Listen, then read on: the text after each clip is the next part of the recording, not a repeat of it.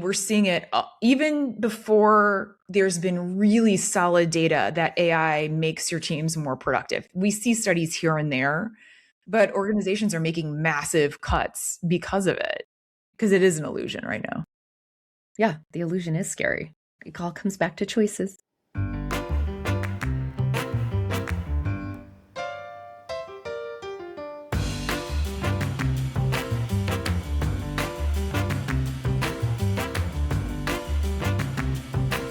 Welcome to Your Work Friends. I'm Francesca. And I'm Mel. And we're breaking down the now and next of work so you get ahead. Mel, we're back with new week, new headlines. What are you talking about today? I'm talking about AI brain fry, critical thinking loss, trend slop, and how work is going to feel less human in 2026. Oh, okay. So just like a light and airy show. Very light and airy, and there's hope on the horizon. There's also a little, here's what good looks like and what you could be doing. Yeah. All right, cool. What about you? I'm noticing here, I want to talk about a lot of organizations are building a leaner workforce, but that's before they've proven that they can actually run one. And I've got the data to back it up. Here we go. Ooh, fun. Yeah. I think it's connected. I think it's connected. Isn't it all? We're all connected, man. It's all connected. So this week I read 7 different articles, and I just started to see trends coming across my screen as I was going through everything that popped up last week. The big headline here is the illusion of infinite AI productivity is going to change how we measure employee performance, unfortunately, how we're making strategic decisions, and whether our workplaces feel human at all. And the good news is we have choices, right? Yeah. We have choices. The key word there for me is illusion. That just makes me want to double click on that. But yeah, I'm curious. There's a big old illusion happening. So let's get into it. All right. So the first headline that I read came out of Yahoo Finance, which I'm always shocked when I see Yahoo, I know. So the first headline out of Yahoo Finance said that 63% of workers say AI is going to make the workplace feel less human in 2026. We're already seeing this, right? But this new national survey revealed that the employees' biggest fear isn't job loss. They're terrified that AI is actually eroding their human skills. Workers are worried that work's devalued, automated, ultimately resembling just a cold machine-driven world. And where do they fit into all of it? This is coming off the heels, by the way, of me just watching the story out of San Francisco of an AI bot run store. There's no humans in the store. It's just run by a bot. They choose everything from the product to the sales to everything else. But this is what workers are terrified of, not even their job loss, just like, what is work anymore? It feels very soulless, right? Yeah, they're just like, where's my meaning? Where's my impact? Where am I in all of this? They're not hearing any of that. The second headline was coming out of HR Dive. They said that AI may threaten critical thinking in the workplace, which we've seen a few studies come out about this recently. The University of Bath researchers are warning that embodied knowledge, the deep expertise that we all gain only through that hands-on real sensory work, you and I know what that is, right? Like on the job, cannot be replicated with synthetic training through AI environments. And if employees stop engaging directly with all of the work that they process to rely on just AI, that human expertise and that analytical judgment is literally going to fade away completely. We're destroying our own critical thinking and innovation here. And I just want to call out, if anyone watched Diary of a CEO, we should be concerned about this because AI models are trained on yesterday's information. So if you're an innovative company and you're relying on AI to have the solutions for you, they're already giving you old answers. So yeah, that's a problem. But it's easy to see how it happens. I think a lot of us are addicted to let's just let AI run it, or let's have AI kind of start by generating ideas, or let's have AI write this whole thing. Every time you do that, you're chipping away at an opportunity to get another rep in. It's like outsourcing muscle development. It's the same thing. It's just commoditizing the whole instant gratification. I'm going to keep going because like these headlines, I'm seeing a trend. I like it. HBR put out an article last week saying researchers asked LLMs for strategic advice and they got trend slop in return. So instead of acting as unbiased sounding boards, AI models act like junior consultants who just parrot socially desirable buzzwords from the internet back to them. Even worse, they fall into the hybrid trap, telling executives they can avoid hard trade offs and pursue conflicting strategies simultaneously, which strategy scholars warn leaves a firm completely stuck in the middle of dealing with it. So HBR reported on this, CNBC reported on this last week. Yeah, it wants you to be happy with the answers, whether those answers are right or not. Yeah. The fear for me in that is that great strat is all about making a choice, leaving things on the cutting room floor and being incredibly decisive about it. And you can't play the middle. The middle is where you're going to get killed. So we've got trend slop, right? Workplaces not even resembling humanity anymore. We've got just all of these concerns. And then HBR reported that using AI actually leads to something called brain fry. So treating AI as a swarm of agents we have to constantly oversee is pushing workers to their cognitive limits. This is AI brain fry, and it's causing 33% spike in decision fatigue, a 39% increase in major workplace errors. And ironically, it's driving a 39% increase in intent to quit among top performing employees because they're exhausted from managing the tech. Now, you and I both know this is a problem because tech, again, is not the only answer to everything. And people are just like, F it, I'm burning out. Agents aren't your solution to everything. All right. The last headline, HBR, what the best AI users do differently and how to level up your employees if you need to. I'm hearing from these other headlines, though, your employees aren't really into it. But anyway, despite wide adoption rates, only about 5% of workers are actually sophisticated AI users.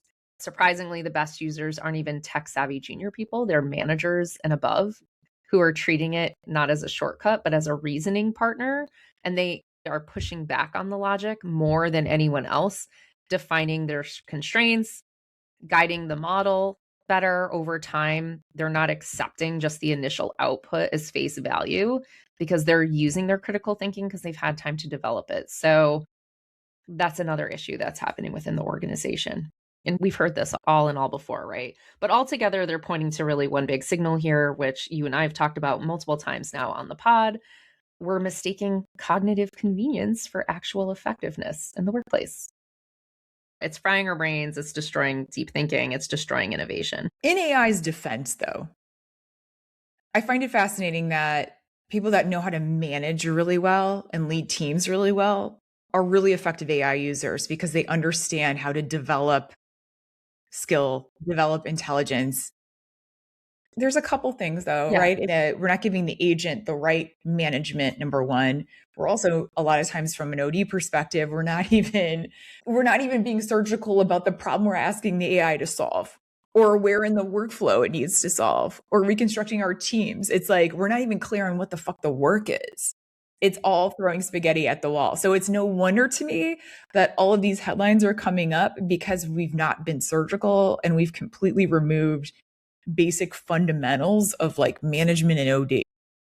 Those are my headlines happening over here. Right now, we're just in this perfect storm. We're in the perfect storm of all of our own biological limits as human beings in dealing with this. And never mind what's happening in the world every day that folks are dealing with, right? What's the solution?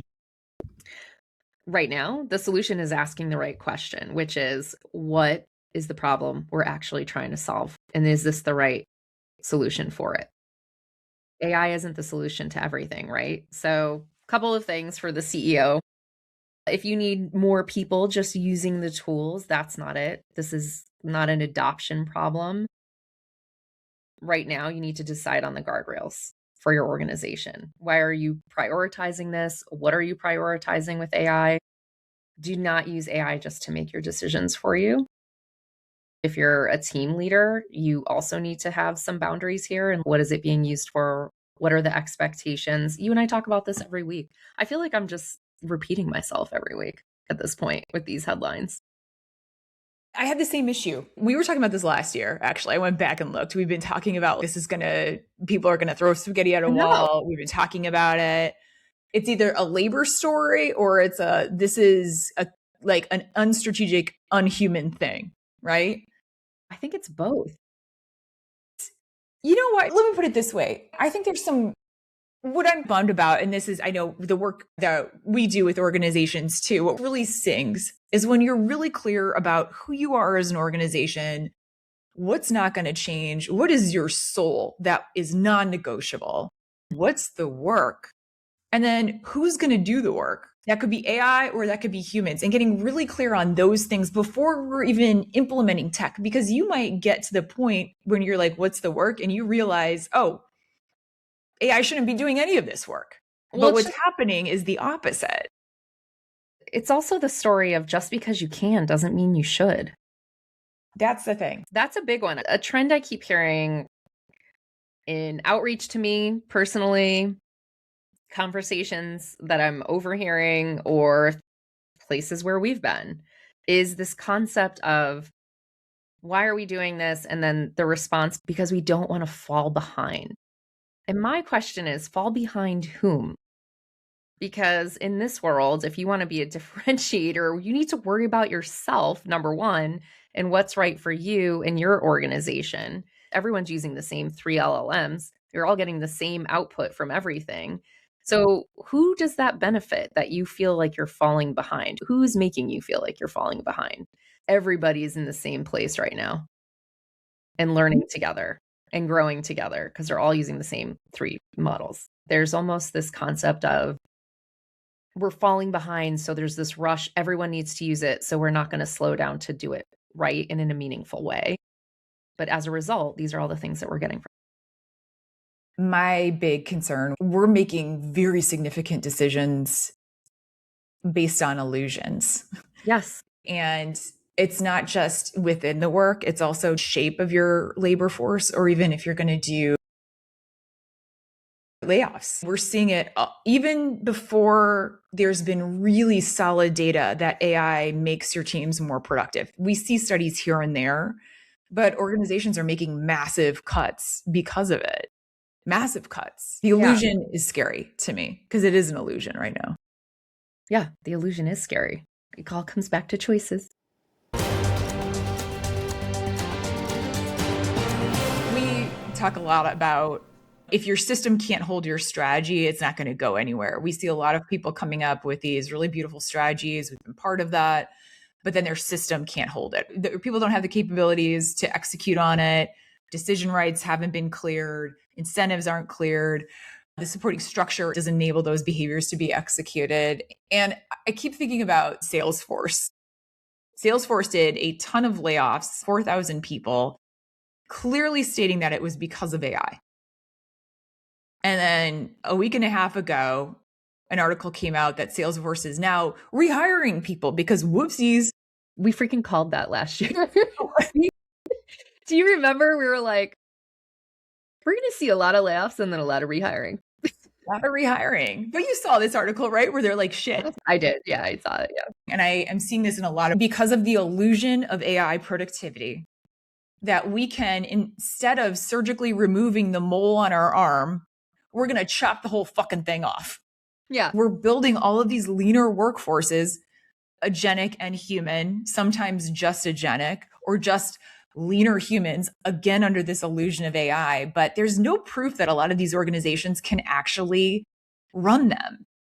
Case in point, Salesforce right now. Oracle. Guarantee you, a lot of these organizations that are making these lop off, huge layoff announcements are going to have to rehire because they haven't redesigned the system.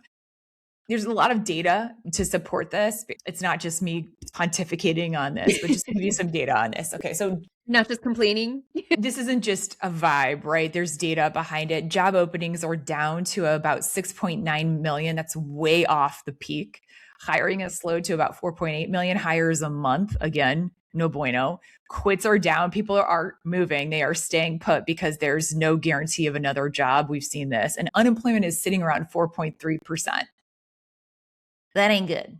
It's not a crash, but that ain't good. It's not good. We're in a rough spot right now. We're all right now just holding too. And by the way, we're holding in an environment that is very precarious if you look at all these other forcing functions that are out there, i.e., the Strait of Hormuz and inflation and a whole bunch of other things that cause massive uncertainty economically. If one of those things gets worse, we might see even more layoffs coming because uncertainty is not good for jobs. Right now, companies are not aggressively cutting yet, but they're also not adding. And that's the first signal that growth is no longer automatically tied to headcount. And that's a first, right? For a long time, if you needed to grow, you needed bodies. That was the playbook. What's interesting is when you add this AI layer in, there's this idea that people are way more productive now. About 18% of companies are saying they've adopted AI already. When you zoom out, the Fed does not know how this is going to impact the economy yet. Some studies are showing gains, some are showing no impact at all, and some show experienced people getting slower because they're double checking outputs or they're getting slop or they're managers that are getting burrowed down, just like you talked about, Mel, right? It's the verdict is out on this productivity piece. Here's the part that gives me pause, because even with mixed evidence and mixed signals and people getting burnt out and people that we know not redesigning their systems, companies are already acting like they need fewer people. We're seeing things like hiring freezes in certain roles, layoffs while increasing AI investment. We see that all the time. Look at any major layoff right now. What they're citing is investment in the future in tech spend, and they're using that payroll gain to support that tech spend. That is the number one reason we're seeing right now. Most of the people that I talk to in management levels right now are saying they have way more people underneath them and they have more in their scope of work as well. So there are two sides to this story right now that kind of, they don't tickle me, but I'm just like, what? Oh, Yeah. basically, we're making workforce decisions based on what people think is coming. Let's go back to that illusion. We just proved that, though. But there's another piece that I'm seeing. Let's say people are using it and they are becoming more efficient. Then my question is, what are companies actually doing with that extra efficiency? Because I have yet to hear that story. There's no real redesign of roles or incentives or workflows. So where does the extra capacity go? Yeah, where is it going and how has that brought value to your business, to your customers? Where are those stories? Agree. We're not seeing reinvestment. We're not seeing redirection. It seems like it's going right now towards, if that is happening, more tasks, higher expectations, more noise. We're making these decisions under the illusion. Even if we are getting what was promised from it, I don't think most organizations know what to do with it. And so it comes back to this age-old question of why? Because right now it doesn't seem like we're short on capacity at all. I feel like we're short on really thinking about the design of this. 100%. Yeah. The question I would have for folks is if you're thinking about pulling in AI or using AI instead of an FTE, or if you're giving the promise of productivity gains for your people, are you clear on what you are expecting them to do with that extra capacity? And if it is just doing more work of the same, wrong move. Yeah. Kind of wrong move. This is my bummer with AI. This actually could be so magical and wonderful and like really push people into new realms. It really could. Oh, it could, but we've reduced it to just cheap labor plays. Yeah. Instead of actual like leaning into our creativity, our critical thinking, using that regained efficiency to double down on those things. That's not happening. And if it is, please call us because we'd love to feature what you're doing. But yeah, like, at least we've been around. We have conversations every week, all week. We're not seeing that yet. We haven't heard that story yet. No. And I would love to hear a story about how a company started slow, solving real problems, gave people more space. They actually had the space to do more complex, creative work that actually pushed an organization into new business lines, pushed people into greater abundance. It just feels like a really basic efficiency play. What is the difference between this and offshoring? Good question. Excellent question. I think we have to say no to the illusion.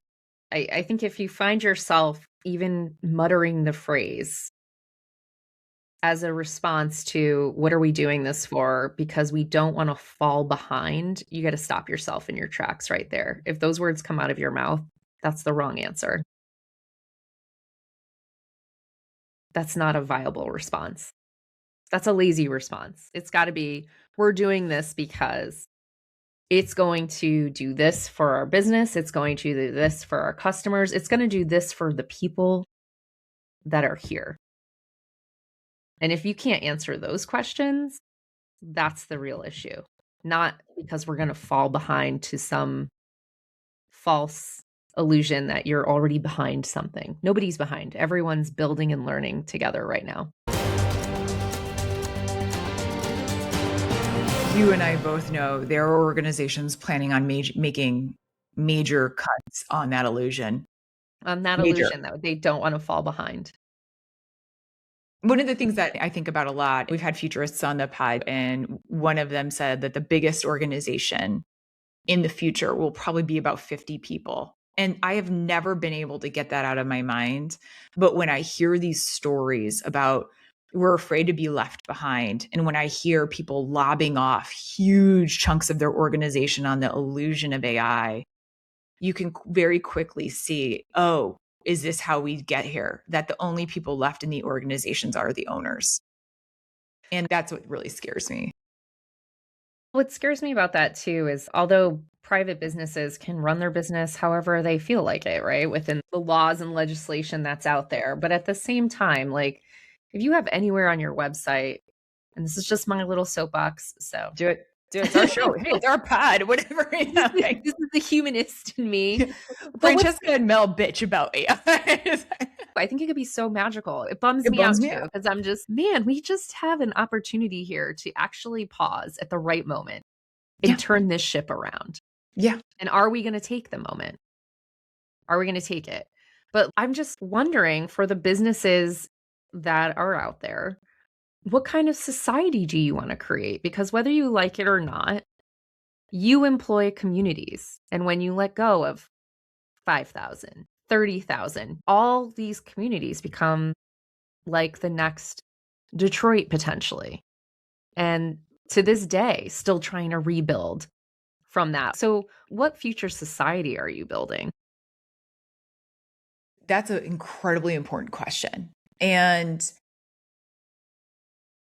I would love more people to make the analogy around AI and jobs, not around the analogy around 2008 or 2001. I want you to make the analogy of when jobs completely disappear. So give me Detroit, give me Bethlehem Steel, give me Bridgeport, Connecticut, give me the garment district in New York, when jobs go away. What happened to those communities? What did the government do? What did those people do? And to your very good point, some of those cities are just starting to recover, but there are indelible scars that are left. Watch a movie called Roger and Me. It's a Michael Moore movie, but it will give you a very clear example of what happens when jobs disappear. Yeah. I know. But we're not trying to be doomsdayers, folks. Like, we see the headlines every week. Literally, this is what we do. But to your point, these are things to decide. You can keep employees as an organization. You can decide that. Yeah, you can decide. Do you know enough to pull that lever to say it was for AI? Do you have the numbers to really back it up? A bold move today would be like, we're not doing any AI layoffs because we need to see results before we can actually make any decisions on what our future workforce looks like. That's a bold move in today's market. I think it takes one company, and it usually is a company that comes out like this phoenix rising from the ash, right? Mm-hmm. But when Google started getting PR, it was like, oh, it's this whole different way to work. I know it's all trite right now, but ping pong tables and snacks and all of these, oh my God, you can get dry cleaning pods. Yeah. And like, it was like, what do you mean amenities? What do you mean they can wear jeans to work? I'm using it as an example because it usually takes somebody making a bold move around this is our new way of working that really maximizes quote unquote human potential. Google did that beautifully. Everybody else followed suit. I'm waiting for that company. I think that company I will am come. too. And it's an incredible brand opportunity. And when I say brand, I mean you're authentically this and you're getting the good earned media for it. It's a huge opportunity for a company. Ride that wave for 10 years. Easy. Let's go. I know. I can't wait for that story. What society do you want to really be building for the future? If you have kids, put it into perspective as a human being and not the role that you have. What future are you wanting to build? Because your choices within that organization are going to bleed out into the communities that you live in. And that's a real thing. What is the one thing you think needs to change? If you could wave a magic wand and say, this is the one thing that I think would make this 1,000 times better, what would it be? I think there needs to be legislation around AI layoffs. You need to actually prove something that you're either creating a certain level of job. There's got to be some proof point there that you can justify that level of impact to local communities with your decision. Because when you think of the impact of a layoff at an organization, Oracle, what was it? 30,000 people? Yeah. 30,000 people. That's more than a town. So when someone's making that level, like there needs to be certain thresholds around layoffs at this point. It's interesting we have it on the front end, like where counties, cities, states give tax abatements for companies to come in because it creates jobs. Why aren't we doing it on the back end? I love that. I would love to see, and I know it's never going to happen, but I think something that is just killing everyone is earnings needs to go to either biannually or annually. We're making quarter by quarter decisions.